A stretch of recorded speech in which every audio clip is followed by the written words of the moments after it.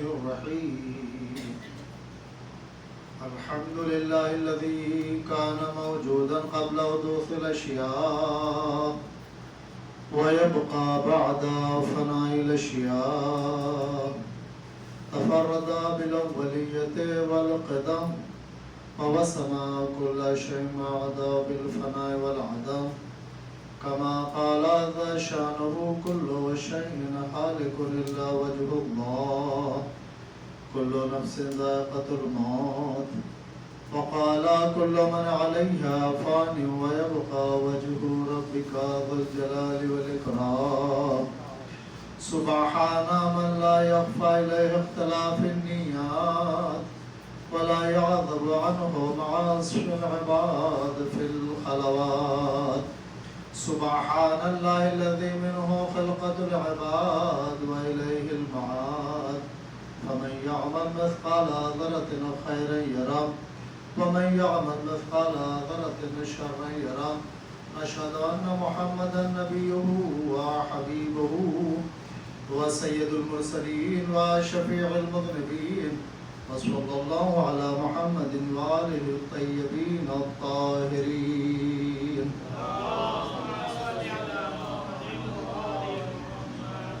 محترم مومنین کرام، ہماری گفتگو ماہ مبارک رمضان سے پہلے صلہ رحمی پر ہو رہی تھی اور ہم نے آپ سے وعدہ کیا تھا کہ ماہ مبارک کے بعد ہم اس موضوع کو پھر کنٹینیو کریں گے انشاءاللہ۔ احادیث اور آیات کی روشنی میں ہم اپنی زندگی کے اصول اور قاعدے سمجھیں گے،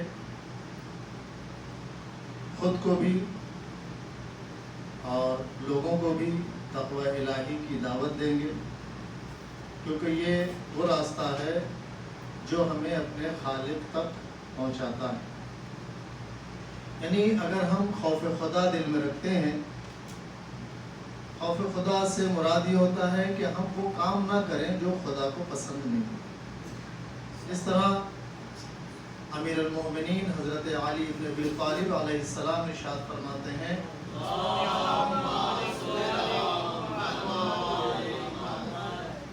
یکرہ الموت لکثرت الذنوب ذنوبہ ویقیم علی ما یکرہ الموت من اجلہ۔ ان لوگوں میں سے نہ ہو جانا جو گناہوں کی کثرت کی وجہ سے موت سے ڈرتے ہیں، موت کو پسند نہیں کرتے ہیں، اور وہی کام انجام دیتے ہیں جن کی وجہ سے وہ موت کو نہیں پسند کرتے۔ تو دو چیزیں ہیں ہمارے سامنے، ایک تو وہ لوگ ہیں کہ جو موت سے نہیں ڈرتے ہیں، اور وہ لوگ ہیں جو موت سے ڈرتے ہیں۔ موت سے ڈرنے سے مراد کیا چیز ہے؟ موت تو آنا ہی آنا ہے، اسے تو کوئی روک ہی نہیں سکتا، اس کا تو کوئی انکار بھی نہیں کر سکتا، چاہے وہ صالح ہو، نیک انسان ہو یا گنہگار انسان ہو، موت سے تو کوئی رکا ہی نہیں ہے۔ ہاں، موت سے ڈرنے والے اور نہ ڈرنے والے لوگ ہیں۔ کون ڈرے گا؟ جو اپنے خالق کے سامنے نہیں جانا چاہتا ہے، اس کا مطلب اس نے کچھ ایسا گناہ کیا ہے۔ مثلا اگر ایک نوجوان گھر نہیں جا رہا ہے، بولا تھوڑی دیر میں جاؤں گا، دوستوں نے وجہ پوچھی کیا بات ہے، کیوں نہیں گھر جا رہے ہو؟ کہا میں نے سگریٹ پی تھی، منہ سے بدبو آ رہی ہے اور گھر میں پہچان لیا جاؤں گا، اس بدبو کو ختم کر رہا ہوں، لہذا یہ جتنی دیر میں ختم ہو جائے گی، کچھ کھا رہا ہوں، یہ چبا رہا ہوں، وہ چبا رہا ہوں، اس کی بدبو ختم ہو جائے گی تو گھر والے نہیں پہچان پائیں گے۔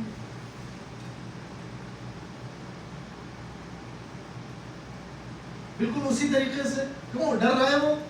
اگر گھر والوں نے پہچان لیا کہ تم نے سگریٹ پی ہے تو مجھے ڈانٹ پڑے گی، سزا ملے گی، میں نظروں سے گر جاؤں گا، بہت ساری چیزیں اس کے ذہن میں آتی ہیں۔ اسی طرح وہ بندہ جو گناہ کرتا ہے وہ خالق کے سامنے جانا نہیں چاہتا ہے، پسند نہیں کرتا میں بھی خالق کے سامنے چلا جاؤں. ہاں ان میں کچھ لوگ ایسے ہوتے ہیں جو توبہ کر لیتے ہیں, خالق کے سامنے جانے کی تیاری کر لیتے ہیں. کچھ لوگ وہ ہوتے ہیں کہ جن کو توبہ کی بھی توفیق نہیں ملتی ہے. جیسے جناب یوسف کے بھائیوں نے جو پلان کیا تھا جناب یوسف کو کنویں میں ڈال دیں گے, مار دیں گے, اس کے بعد توبہ کر لیں, اللہ توبہ قبول کرنے والا ہے ہی ہے. اور انہوں نے پلان کیا اور جناب یوسف کو کنویں میں پھینک دیا. یہ سمجھ گئے کہ وہ مر گئے ہوں گے, چلے آئے, لیکن وہ توبہ نہیں کر پائے. جب توبہ کوئی یاد دلاتا تھا ان میں سے کہ توبہ کر لی جائے, ارے کر لیں گے نا بھائی, ابھی کیا ہے. وہ جو توبہ کی توفیق تھی اللہ کی طرف سے وہ چھن گئی. توبہ کی نیت نعمت ہے اللہ کی طرف سے, وہ بھی چھن گئی, وہ توبہ نہیں کر پائے. تو وہ انسان جو گناہ کرتا ہے اور یہ سوچتا ہے کہ آج توبہ نہیں کروں گا کل توبہ کر لوں گا, گویا یہ خدا کے سامنے جانے سے ڈر رہا ہے اور خدا نے اس سے توبہ کی توفیق بھی چھین لی, اس سے زیادہ ناراض. لیکن وہ بندہ جس سے گناہ ہو گیا, غلطی ہو گئی ہے, وہ فوراً چاہتا ہے کہ مجھے یہ معاف کر دیا جائے, چھوڑ دیا جائے. ایک گھر میں ایک رشتہ دار عزیز بطور ایگزامپل گھر میں تشریف لائے, گھر والے چھوٹا بچہ تھا اس کو ان کے حوالے کر کے چلے گئے, دیکھتے رہیے ہم لوگ شام تک واپس آ جائیں گے. وہ بچہ کچن میں گیا, اس سے وہاں قیمتی شیشے کے کچھ سامان تھے, گر گئے, ٹوٹ گئے. بچہ بہت ڈر گیا, لیکن وہ جو رشتہ دار گھر میں عزیز موجود تھے انہوں نے کہا ڈرو نہیں, اگر پوچھیں گے تو میں بول دوں گا مجھ سے ٹوٹ گئے, تم مت ڈرو. بچہ مطمئن ہو گیا. جب ماں باپ آئے انہوں نے ٹوٹا ہوا سامان دیکھا تو وہ انہوں نے بتانا چاہا کہ یہ اس سے نہیں ہوا ہے, مجھ سے ہو گیا ہے.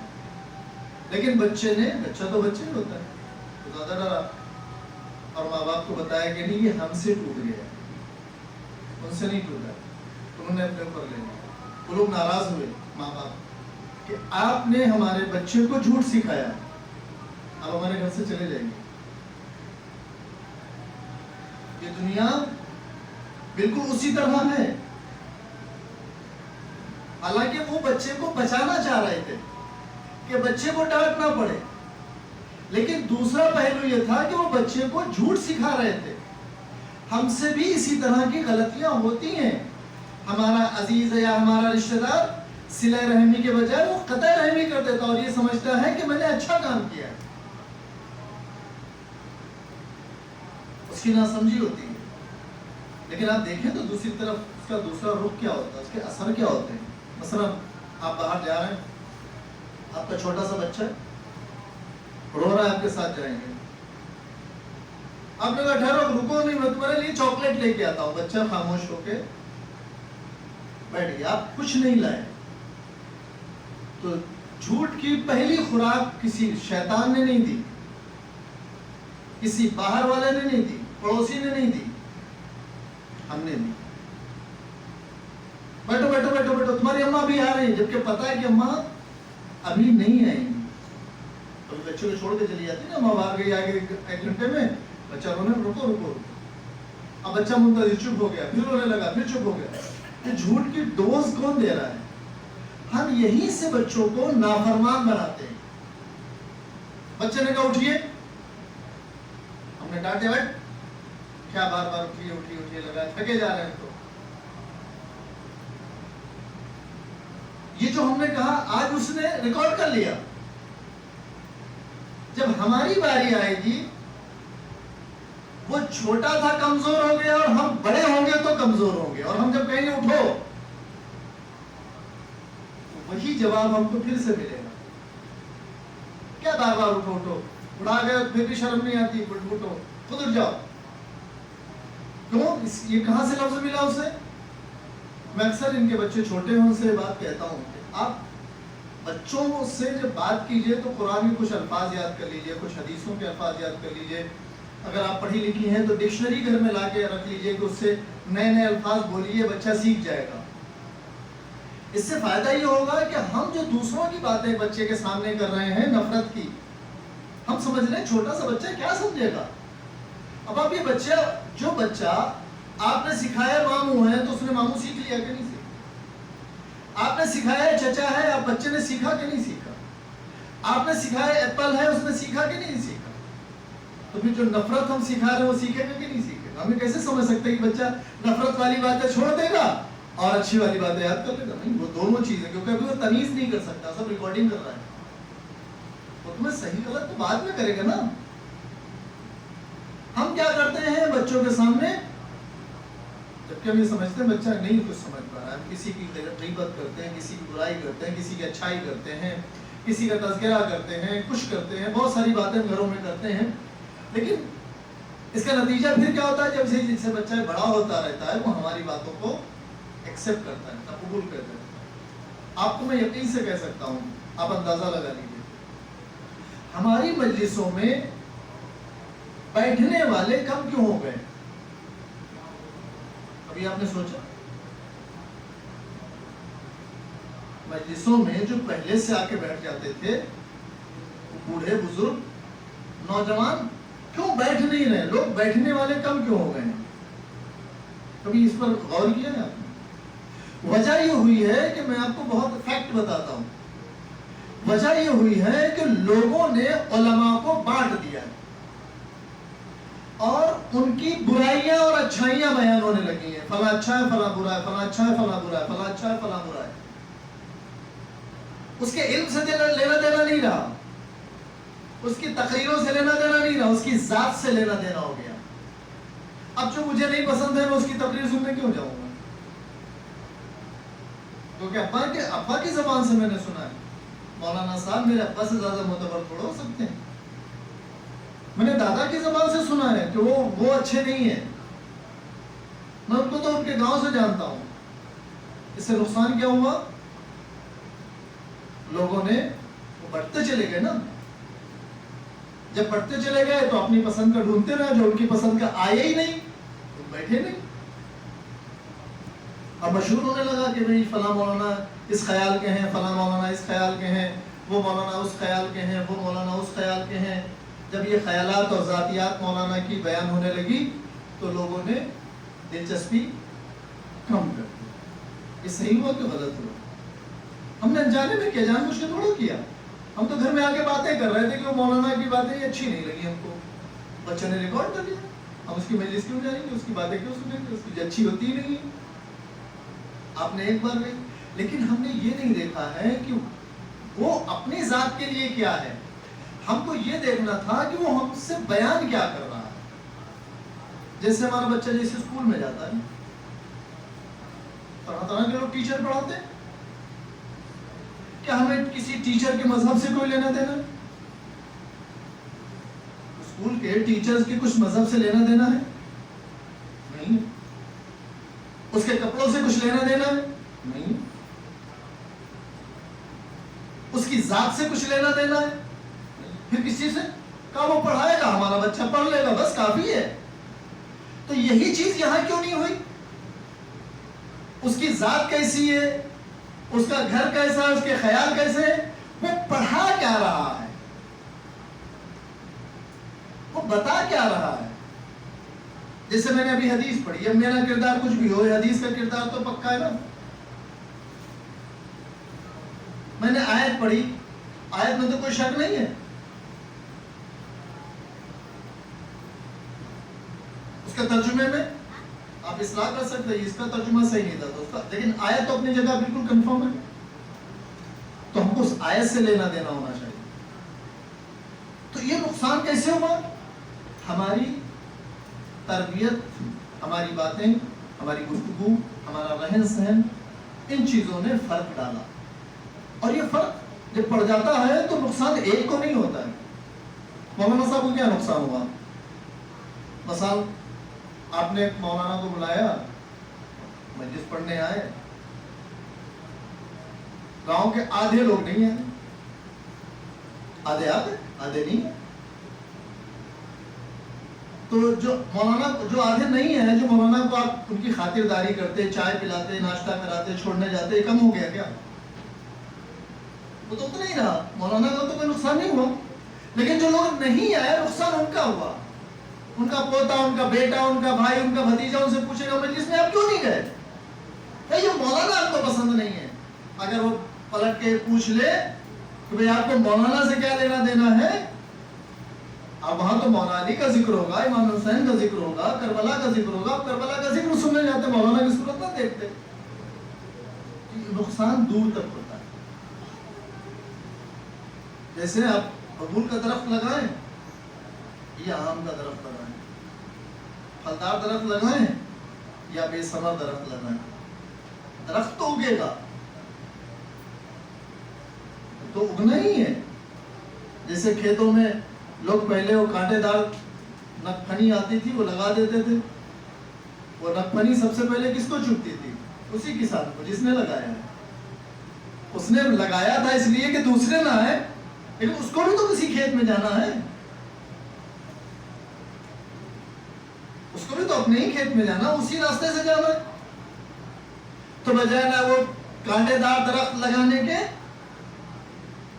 ہم اپنی تربیت، اپنی تعلیم، اپنا معاشرہ، اپنا رہن سہن اس پر توجہ اگر ہم دیتے تو شاید وہ کانٹے دار درخت لگانے کی ضرورت نہیں پڑتی. ہمیں تکلیف کہاں ہوتی ہے؟ کوئی باہر والا تکلیف بعد میں دیتا ہے، ہمیں خود سے تکلیف پہلے ہوتی ہے. اور ان تکلیفوں کے بیج ہم نے بوئے ہیں. نفرت ہم سے پیدا ہوئی ہے. مثال کے طور پر اگر ہمارے بھائی میں نہیں بن رہی ہے، میرے بچے بھی ہیں، ان کے بچے بھی، انہوں نے گھر میں ہماری برائی کی، ہم نے اپنے گھر میں ان کی برائی کی، چپ ہو گئے. ان کا پیر ٹوٹ گیا، ہم ملنے چلے گئے. ان کو بخار آ گیا، ہم دیکھنے چلے گئے. لیکن بچے کے دل میں تو نفرت باقی رہ گئی نا، اس نسل کے دل میں تو نفرت باقی. اب ہم چاہ رہے ہیں کہ بچہ چچا کو سلام کر لے، وہ تو نہیں کرے گا. لہذا ہم ان گناہوں سے، چاہے چھوٹے ہوں یا بڑے ہوں، بچنے کی کوشش کرتے رہیں، دور بھاگنے کی کوشش کرتے رہیں. کیوں؟ جب ہم گناہوں کے قریب آئیں گے تو ہم موت سے ڈریں گے، اور جب ہم گناہوں سے پاک ہوں گے تو موت کیسی ہوگی؟ جناب قاسم ہم کو سکھا کے گئے، بتا کے گئے. اگر تمہارے سامنے موت آ جائے تو تم کیا کرو گے؟ موت شہد سے زیادہ شیریں ہے، میٹھی ہے، قبول کرے گے. عام لوگوں میں اور مجاہد میں فرق یہی ہوتا ہے. مجاہد جو جہاد کرتا ہے وہ خدا کی خوشنودی کے لیے کرتا ہے. دوسرے لوگ جو جنگ کرتے ہیں وہ اپنا ملک حاصل کرنے کے لیے کرتے ہیں، سیاست حاصل کرنے کے لیے کرتے ہیں، کرسی حاصل کرنے کے لیے کرتے ہیں. لیکن مجاہد کرسی کے لیے نہیں لڑتا. لہذا ہم اپنے گھر کو ماڈلر گھر بنائیں، یعنی جس میں تقوی ہو. جیسے لوگ ماڈرن گھر بناتے ہیں، ماڈرن کچن بناتے ہیں، ماڈرن بیڈ لاتے ہیں، تو کیوں نہ ہمارا گھر اس ماڈرن کو اور زیادہ ماڈرن کر دے. جو ظاہری خوبصورتی دکھ رہی ہے وہ باطنی خوبصورتی بھی آ جائے. جو ہمارے گھر کا ڈیکوریشن اتنا اچھا ہے تو ہمارے دل کا ڈیکوریشن کیسا ہونا چاہیے. جو ہمارے کھانے کی ڈشیں بہترین ہیں تو پھر ہمارے دل کی ڈش کیسی ہونا چاہیے جو زبان سے نکلتی. یہ الفاظ ڈش ہے، اتنا کڑوے ہو جائیں کہ اولاد و بیوی بچے بھی چھوڑنے میں تیار ہو جائیں. یہ الفاظ ہیں. یہی الفاظ گھر کو بناتے ہیں، یہی الفاظ گھر کو بگاڑ دیتے ہیں. انما الاعمال بالنیات، انسان کے عمل اس کی نیت اور اس کی سوچ پر ہوتے ہیں. اور اسلام یہ کہہ رہا ہے کہ تم اپنی اسی چیز کو صحیح رکھو، اسی چیز کو باقی رکھو، محفوظ رکھو. اور ایسے لوگوں سے دور رہو جو خدا کو پسند نہیں ہے، جن کو خدا ہدایت نہیں کرتا ہے، جن کا ولی خدا نہیں ہے، جن کا سرپرست اب خدا کہہ رہا میں ان کا سرپرست نہیں، اسے دور رہو. اور کوشش یہ کرو کہ اگر تمہیں کوئی راستہ اچھا لگ رہا ہے تو آل محمد کا راستہ، اگر کوئی راستہ اچھا لگ رہا ہے تو قرآن کا راستہ۔ ہم اگر اپنی زندگی کے اصول جاننا چاہیں تو پھر قرآن ہمارے پاس ہے نا، جو تحریری طور پر اگر ہمیں اپنی زندگی کے اصول جاننا ہے، جو ویڈیو کی شکل میں آل محمد ہے، کر کے دکھایا ہے۔ نماز کیسی پڑھنی ہے؟ جیسی انہوں نے پڑھی ہے۔ روزہ کیسے رکھنا ہے؟ جیسے انہوں نے رکھا۔ حج کے لیے کیسے جانا ہے؟ جیسے انہوں نے کیا۔ لباس کیسے پہننا؟ جیسے انہوں نے پہنا۔ اسلام نے کہا پاکیزہ لباس پہنو، آپ پوچھیں کیسا ہوتا ہے؟ کہا ایسا ہوتا جیسا امام علی پہنے۔ خواتین کو لباس کیسا پہنا ہے؟ جیسا جناب سیدہ نے پہنا، ان کی بیٹیوں نے پہنا، ام المومنین نے پہنا۔ ہمیں بچوں کی پرورش کیسے کرنا چاہیے؟ جیسے پیغمبر نے اپنے نواسوں کی فاطمہ نے اپنے بیٹوں کی ایسا کرنا چاہیے۔ موجود ہے نا ساری چیزیں، پھر بھی ہم ان چیزوں سے دور ہوتے جا رہے ہیں۔ وجہ تو تلاش کرنی چاہیے۔ کیوں ہمارے عزاخانے، ہماری مجلسوں کے فرش سونے رہتے ہیں، چند لوگ بیٹھے ہوتے ہیں؟ کیوں ہماری صفیں چھوٹی ہوتی چلی جا رہی ہیں؟ ان میں اضافہ کیوں نہیں ہو رہا ہے؟ وجہ کیا ہے؟ ہمیں تلاش کرنا ہے، کہیں ہم سے غلطی تو نہیں ہو رہی؟ اگر ہم سے ہو رہی ہے تو اپنی سدھار لیں۔ اگر ہمارے بچوں سے ہو رہی ہے تو ہم بچوں کے لیے کوشش کریں۔ ہم جس چیز پر سوار ہیں، مثلاً ایک ناؤ، کشتی جو سمندر میں تیر رہی ہے، اس میں بہت سارے لوگ بیٹھے ہیں، ہم آگے بیٹھے ہیں، کچھ بیچ میں بیٹھے ہیں، کچھ پیچھے بیٹھے ہیں، اور بیچ میں سوراخ ہو جائے، جو آگے بیٹھے اور پیچھے بیٹھے ان کو کیا کہنا چاہیے؟ تو بیچ والے جانے، ہم کیا جانے؟ اگر کہا تو کیا ہوگا؟ پیچھے والے بھی یہی کہیں کہ وہ بیچ والے جانے، سوراخ تو بیچ میں ہوا ہے، ہم کیا جانے، ہم کیا کریں؟ وہ لوگ کرنا چاہیے، وہ بھی تو بیٹھے ہیں، وہ بھی تو دیکھ رہے ہیں، ان کے سامنے ہو رہا ہے، وہ بھی بیٹھے ہیں۔ بیچ میں جو بیٹھے ہیں ان کو کہہ رہے ہیں کہ کشتی میں سب بیٹھے ہیں، ان کو بھی آنا چاہیے، ان کو بھی آنا چاہیے، تو ہم بھی آ جائیں گے۔ اب بتائیے کتنے لوگ بچیں گے، کتنے مر جائیں گے؟ کشتی ڈوبے گی کہ بچے گی؟ اب بے ساختہ کہیں گے، بنا سوچے کہیں گے، بنا گڑت لگائے کہیں گے، بنا حساب لگائے کہیں گے، بنا لکھے کہیں گے، ڈوب جائے گی۔ تو حال ہمارا بھی یہی ہے۔ ہم اپنے معاشرے کی کشتی میں سوار ہیں اور معاشرے میں برائیاں پھیلتی جا رہی ہیں۔ ہم کہہ رہے ہیں کہ وہ کریں، وہ کہہ رہے ہیں کہ وہ کریں، وہ کہہ رہے ہیں کہ وہ کریں، اور سب مل کے کہہ رہے ہیں کہ مولانا کریں، اور جب مولانا ایسا کرے تو انہیں بستی سے نکال دے۔ تو نتیجہ کیا ہو رہا ہے؟ نتیجہ افسوس ہو رہا ہے۔ کیسا افسوس ہوتا ہے؟ جب سب لوگ جمع ہوتے ہیں، ارے یار یہ جلوس کتنا بڑا ہوتا تھا، اتنا چھوٹا ہو گیا ہے۔ وہ دیکھو لوگ آ جاتے ہیں، یہاں سے شہروں سے آتے ہیں، دوسرے ملکوں سے آ جاتے ہیں اپنے گاؤں عزاداری کرنے۔ فیکٹ ہے، آپ جا کے اندازہ لگائیے۔ وہ لوگ کیوں آتے ہیں؟ وہ گاؤں والوں سے ملنے آتے ہیں، گاؤں کی چوپال پر بیٹھنے آتے ہیں، رشتہ داروں سے ملنے آتے ہیں، لیکن آئے عزاداری کے نام پر ہے، جلوس میں نہیں پہنچے، چائے پی رہے وہاں۔ یہاں جلوس نکل رہا ہے، وہ خالہ کے گھر بیٹھے ہیں، یہاں جلوس نکل رہا ہے، یہاں مجلس ہو رہے ہیں، وہ ماموں کے گھر چلے گئے۔ آئے کیوں تھے؟ عزاداری کے لیے۔ سناٹا ہوا کہ نہیں ہوا؟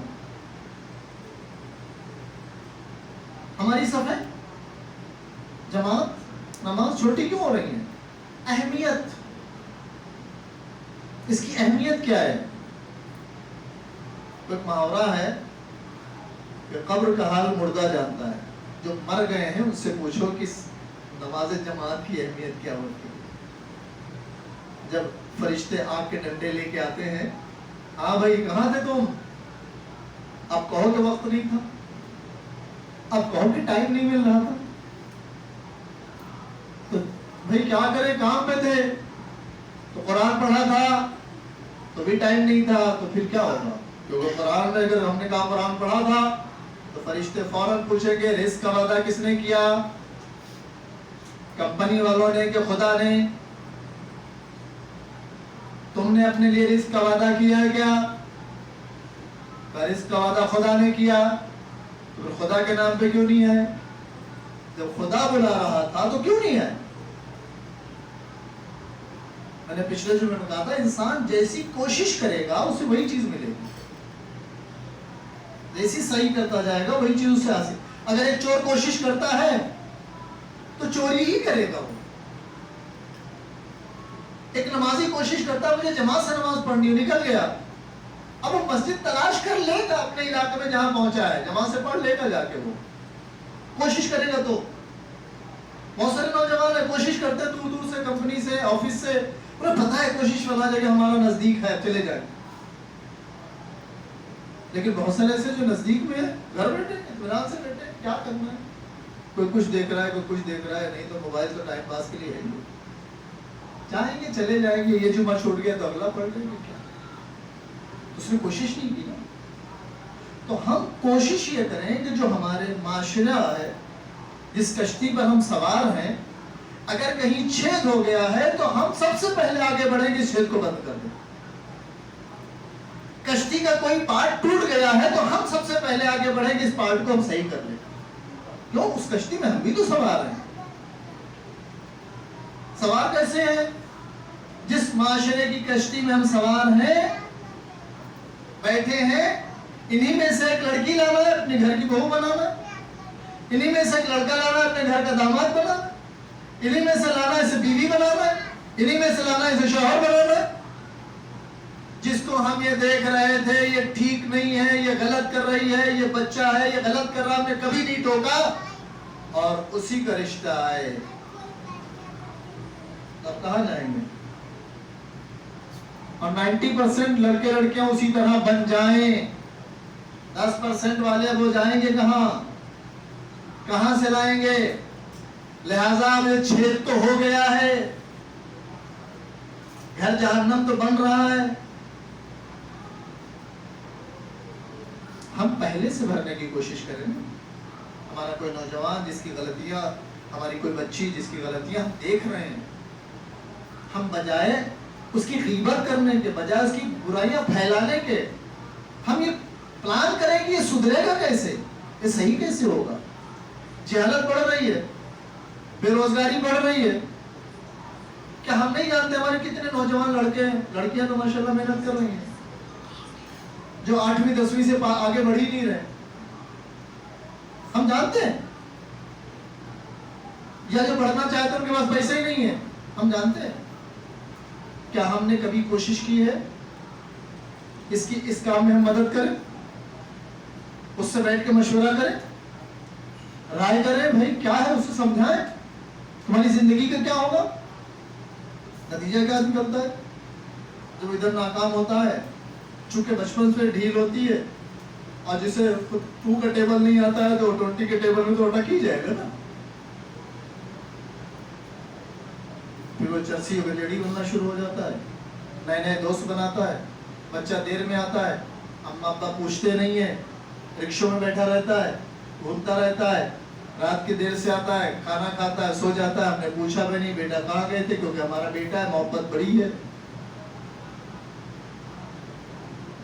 نتیجہ نشیڑی بن گیا، نتیجہ ہم تو تلاش کر رہے تھے اپنے بیٹے کے لیے، ہم کہیں اچھی سی لڑکی ڈھونڈ کے لائے، وہ ہمارے ڈھونڈنے سے پہلے لے آئے۔ انسانیت کے دشمنوں کا پلان ریڈی ہے، اور ہمارے پاس کوئی پلان ہی نہیں ہے، جو اسلامک پلان ہے اس کو ہم سننا بھی نہیں چاہتے۔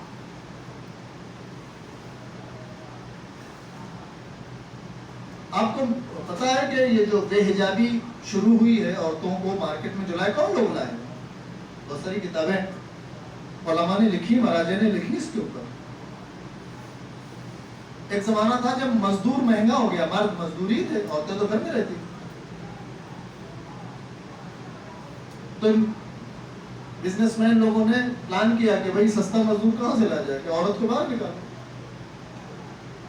آزادی کے نام پہ نکالو، پیسے کے نام پہ نکالو، خوبصورتی کے نام پہ نکالو، لباس کے نام پہ نکالو، تمام واسطے دے کے نکال لیا۔ آج دیکھ لیے سب سے سستی مزدور عورت ہے. کہیں اس کی خوبصورتی سے پیسہ کمایا جاتا ہے, کہیں اس سے بدن سے پیسہ کمایا جاتا ہے, کبھی اس کے علم سے پیسہ کمایا جاتا ہے, کبھی اس کے حسن سے پیسہ کمایا جاتا ہے. لوگ کما رہے ہیں.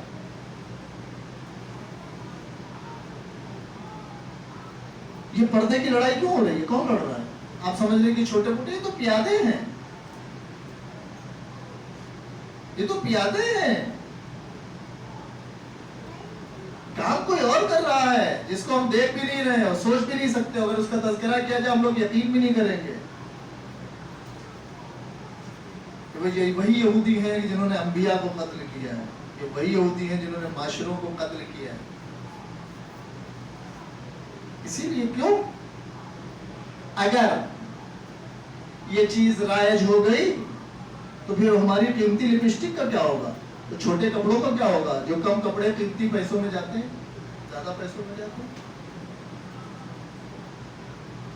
ہمارے اس پروجیکٹ کا کیا ہوگا,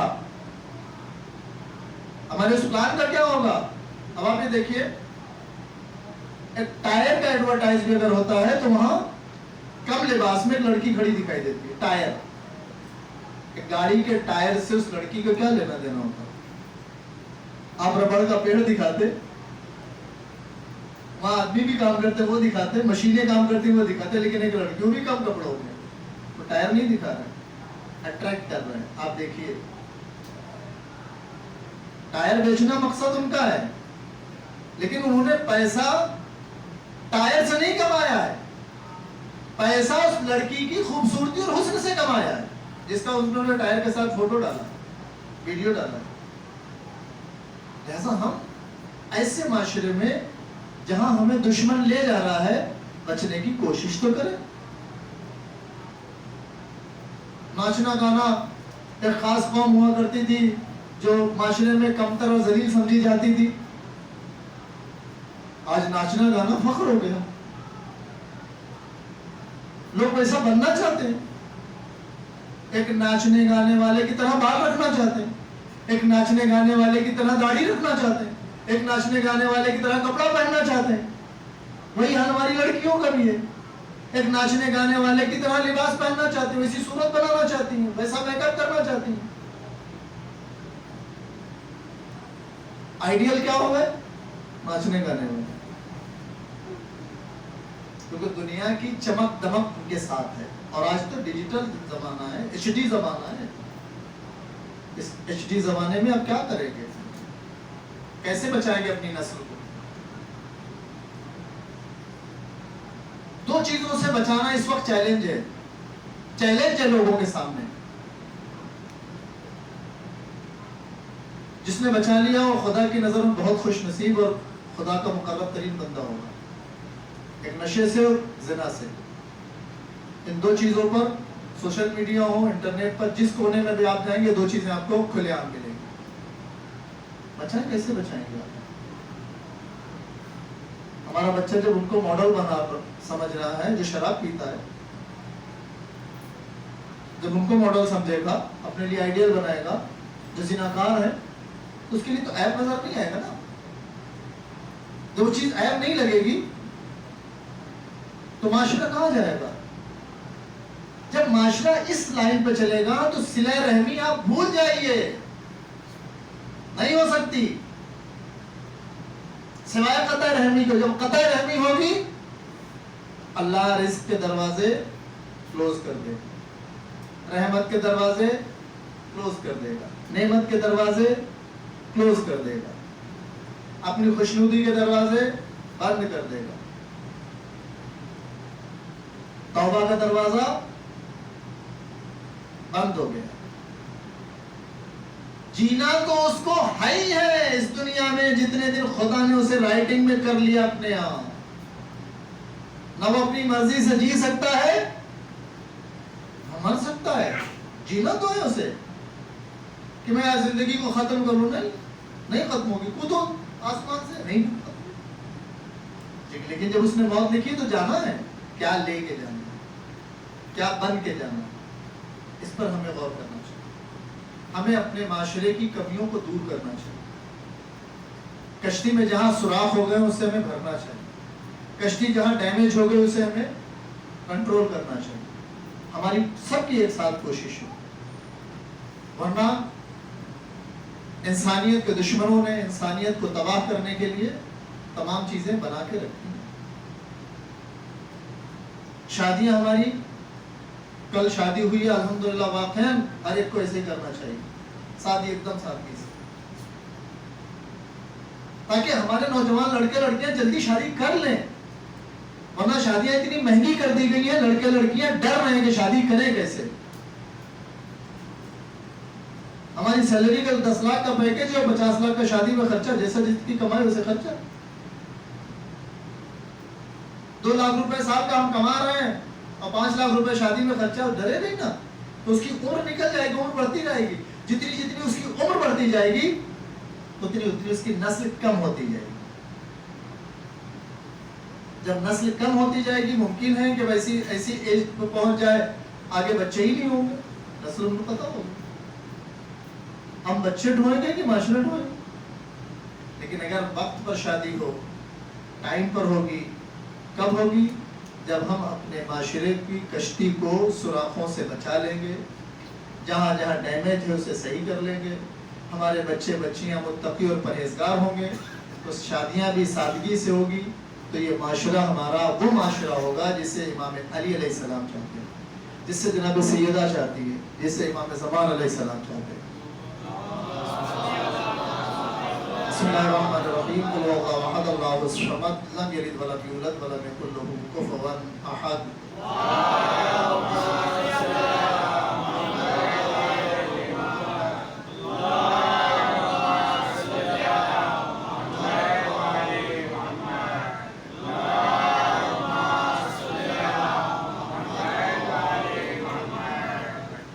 اعوذ باللہ من الشیطان الرجیم. بسم اللہ الرحمن الرحیم. الحمد للہ الذی لا الہ الا اللہ الحلیم الکریم غافر الذنب وقابل التوبۃ وهو الغفور الرحیم. نشهد ان محمدا نبیہ وحبیبہ وسید المرسلین وشفیع المذنبین وصلی اللہ علی محمد وآلہ الطیبین الطاہرین. اللهم صل على امير المؤمنين قائد الغر المحجلين احادينا وسيدنا علي بن ابي طالب عليه السلام. اللهم صل على فاطمة الزهراء سيدة نساء العالمين سلام الله عليها. اللهم صل على امام المتقين سيد شباب اهل الجنة حسن والحسین علیہم السلام. اللهم صل على امام المتقین علی بن الحسین زین العابدین علیہ السلام. اللهم صل على امام المتقین جعفر بن محمد علیہ السلام. اللهم صل على امام المتقین موسیٰ بن جعفر علیہ السلام. اللهم صل على امام المتقین علی بن موسیٰ الکاظم علیہ السلام. اللهم صل على امام المتقین محمد بن علی علیہ السلام. اللهم صل على امام المتقین علی بن محمد علیہ السلام. اللهم صل على امام المتقین حسن بن علی علیہ السلام. اللهم صل على امام المتقین بقیۃ اللہ العظم حجت ابن الحسن العسکری علیہ السلام. صلواتك عليه وعلى آبائه في هذه الساعة وفي كل ساعة وليا وحافظا وقائدا وناصرا ودليلا وعينا حتى تسكنه أرضك طوعا وَتُمَتِّعُهُ فِيهَا طَوِيلًا۔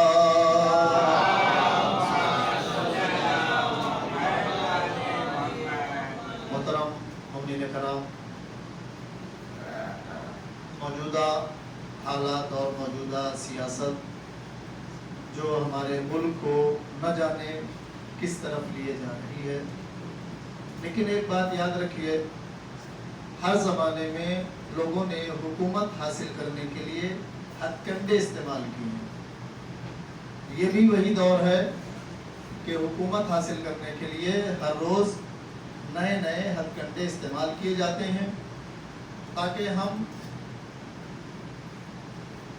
دور ہو جائیں اور وہ حکومت حاصل کر لیں۔ دنیا کے بہت سارے ملکوں میں مسلمانوں نے حکومتیں کی ہیں، لیکن ان کی حکومتیں بہت کم ایسے لوگ رہے ہیں جن کی حکومتیں قرآن اور اہل بیت کے مطابق ہوئی ہیں۔ جہاں حکومتیں قرآن اور اہل بیت کے مطابق ہوئی ہیں وہ باقی رہی ہیں، جہاں صرف مسلمان نام کی حکومتیں ہوئی ہیں وہ ختم ہو گئی۔ جیسے اسپین میں مسلمانوں نے حکومت کی، نام و نشان ختم ہو گیا۔ ترکی میں مسلمانوں نے حکومت کی، اسلام کی نشانیاں وہاں پر نہیں ہیں۔ لیکن آپ دیکھیں ایران میں اہل بیت کے مطابق جب حکومت آئی ہے تو نقشہ پہلے بھی حکومت تھی، لیکن حکومت کا نقشہ، اس کے خیالات بالکل دنیا سے الگ۔ ہمارے ملک میں بھی 800 سال یا 850 سال مسلمانوں نے حکومتیں کی، اور یہ وہ سازش ہے جو اسپین میں کی گئی کہ مسلمانوں نے جو چیزیں جو ان کی یادگار ہیں ان کو دھیرے دھیرے کر کے مٹایا جائے تاکہ ایک زمانہ ایسا ہے کہ ان کا نام و نشان ختم ہو جائے کہ یہاں کبھی مسلمان رہا کرتے تھے۔ یہ وہی یہودی سازش ہے جو اسپین میں کی گئی، جو ترکی میں کی گئی، اسی کا پیٹرن ہندوستان میں دوبارہ لایا جا رہا ہے۔ مسلمانوں کی جو نشانیاں ہیں، حالانکہ ان چیزوں سے اسلام میں کوئی لینا دینا نہیں ہے۔ جو میں سب چیزوں کے نام لینا نہیں چاہتا ہوں، جو چیزیں اٹھائی جا رہی ہیں آج ہمارے ملک میں، اس سے اسلام سے کوئی لینا دینا نہیں ہے، لیکن یہ کہا جاتا ہے مسلمانوں نے یہاں حکومت کی تھی، لہذا یہ بھی ختم ہو جائے کہ یہ یہاں رہتے بھی تھے۔ ہم اپنے وجود کو، بہت اہم بات آپ کے حوالے کر رہا ہوں، ہم اپنے وجود کو دیواروں سے باقی نہیں رکھ سکتے، ہم اپنے وجود کو میناروں سے باقی نہیں رکھ سکتے، ہم اپنے وجود کو قالینوں سے باقی نہیں رکھ سکتے، ہم اپنے وجود کو عمارتوں سے باقی نہیں رکھ سکتے۔ اگر اپنے وجود کو باقی رکھنا ہے تو علم کی دولت سے باقی رکھ سکتے ہیں۔ آل محمد کے گھر معمولی گھر ہوا کرتے تھے، محل کسی ہمارے امام نے محل بنایا ہی نہیں، لیکن دلوں پہ حکومت ہے کہ نہیں ہے؟ آپ دور نہ جائیں، نائب امام خمینی کا گھر کوئی محل نہیں تھا، معمولی گھر تھا، آج دلوں پر حکومت ہے کہ نہیں؟ آغا خامنہ کے گھر معمولی گھر، انہوں نے اپنے بیٹے کی جب شادی کی تو جہاں شادی ہوئی تو ان سے کہا کہ میرا گھر بہت چھوٹا ہے، میرے اس بیٹے کو کرایہ پہ مکان لے کے رہنا پڑے گا۔ میں خود آپ کو بتاؤں، جو لوگ ایران گئے ہیں، سیستانی صاحب کے پاس ملے ہیں، کچھ جگہ بیٹھتے ہیں، میں نے بذات خود ذمہ داری سے کہہ رہا ہوں، میں نے ان سے سوال کیا، آقا میں ہندوستان سے ہوں، طالب علم ہوں، مجھے کچھ نصیحت کریے۔ انہوں نے بہت آسان سی بات کہی، کہا جو سب دیکھ رہے ہو میرا نہیں ہے۔ لوگ کیا سمجھتے سیستانی صاحب بہت پیسہ، بہت بڑے جگہ میں رہ رہے، نہیں، خود ان کے جملے، کہا میرا نہیں ہے۔ علم میں ان کا ہے، اس علم کا کمال کیا ہے؟ کتنے لوگ ہیں جنہوں نے دیکھا بھی نہیں، امید بھی نہیں کہ دیکھ پائیں گے، لیکن ان کے بتائے ہوئے راستے پہ چل رہے ہیں۔ خامنہ صاحب سے کتنے لوگ ملے؟ کوئی نہیں ملے، وہاں جا کے بھی نہیں مل پاتے، لیکن راستہ علم کا کمال یہ ہے کہ علم آل محمد کا کمال یہ ہے کہ دیکھا نہیں ہے، کچھ نہیں جانتے ہیں، لیکن ان کے بتائے ہوئے راستے پر عمل کرنا علم کا کمال ہے۔ لہذا ہم کیوں نہ کوشش کریں اپنے وجود کو اگر ثابت رکھنا ہے، اپنے وجود کو قائم رکھنا ہے اور ہر زمانے اپنے وجود کو دکھانا ہے، تو علم کا دامن کبھی نہ چھوڑے، وہ بھی دونوں طرح کا علم۔ میں ہمیشہ کہتا ہوں اس بات کو، علم دنیا کے ساتھ علم دین کا دامن نہ چھوڑے۔ اگر آپ نے ایسا کیا تو ہر زمانے میں زندہ رہیں گے اور ہمارے وجود کو بتاتے رہیں گے کہ ہم ہیں۔ لیکن اگر ہم نے علم کا دامن چھوڑ دیا، عمارت کوئی بھی آئے گا، قبضہ کر لے گا، اپنا نام لکھ دے گا، روڈ بنائی آپ نے، کوئی بھی اپنا بینر لگا دے گا، مینار بنایا آپ نے، کوئی بھی اپنا بورڈ لگا دے گا، لیکن آپ کے علم، آپ کے زبان سے نکلے ہوئے الفاظ، آپ کے قلم سے لکھی ہوئی کتابیں، اور آج کے دور میں تو کوئی نہیں مٹا سکتا ہے، ڈیجیٹل زمانہ ہے، آپ نے جو بولا ہے محفوظ ہے۔ لہذا ہم سب مل کے اگر واقعاً ظالم کا مقابلہ کرنا چاہتے ہیں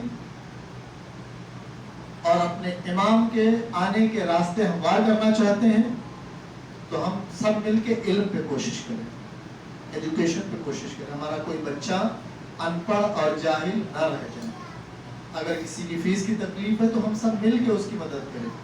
اگر اس کے مزاج میں تکلیف آ گئی تو ہم اس کی اصلاح کریں۔ اگر اس کا اخلاق خراب ہو گیا ہے تو ہم اس کے اخلاق کے استاد کے پاس لے جائیں۔ اگر اس کے پاس ٹائم نہیں ہے تو ہم کوشش کریں۔ اگر اس کے پاس جگہ نہیں ہے تو مسجدیں خالی ہیں، مسجدوں میں بیٹھ کے آ کے پڑھائی کریں، کیونکہ انا مدینہ العلم وعلی بابھا، پیغمبر نے، امام علیہ السلام نے مسجدوں سے علم بانٹا ہے۔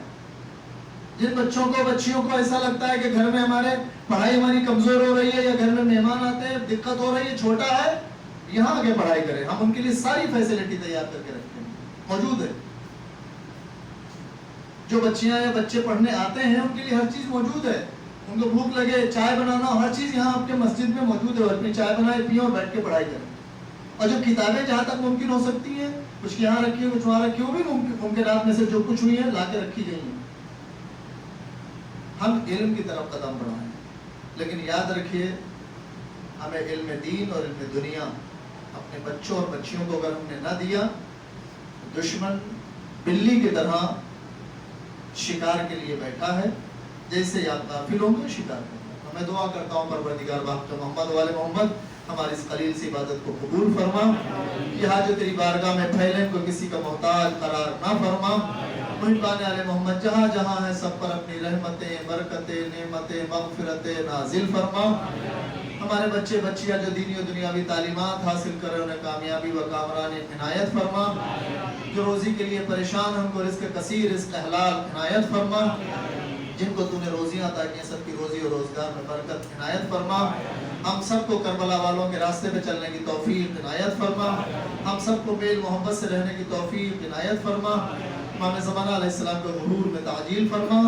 ہم سب کو ان کے ناصر و مددگاروں میں شمار فرما۔ ان اللہ و ملائکتہ یصلون علی النبی یا ایھا الذین آمنوا صلوا علیہ وسلموا تسلیما۔